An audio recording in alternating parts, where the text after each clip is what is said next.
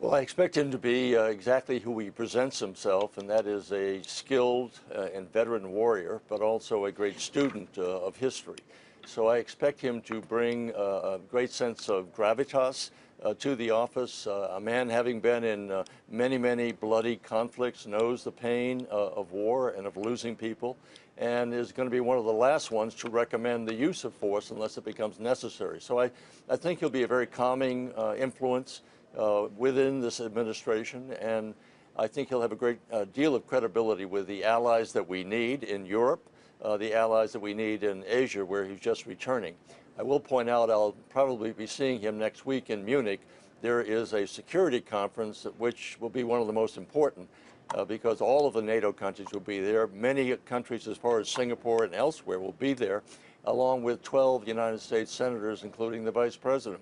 So it's going to be a very big conference, and he is going to be there to reassure our NATO allies that they're not obsolete, that they do have to do more, but that we're with them. We have the greatest military civil institution that's ever been created, and we don't want to see that taken down. Secretary Cohen, I was looking the other day, and it turns out, I believe President Trump is correct that other countries are not paying their fair share when it comes to NATO.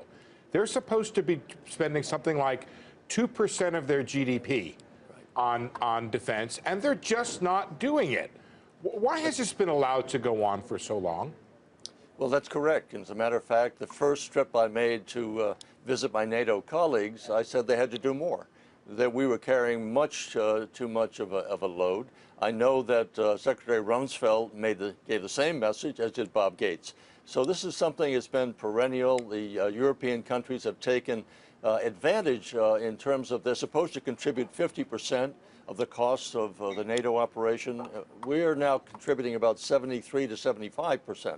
So President Trump's insistence that they do more is real and it's necessary. But by the same token, we never want to convey the impression that what we have is a mercenary military. In other words, we will come to your defense if you pay us. We are not in Europe, we are not in Asia because we are being paid to be there. We're there because it's in our national security interest to extend our defensive perimeter as far as we can in the world with like-minded allies and insist that they pay more. So it's a constant battle.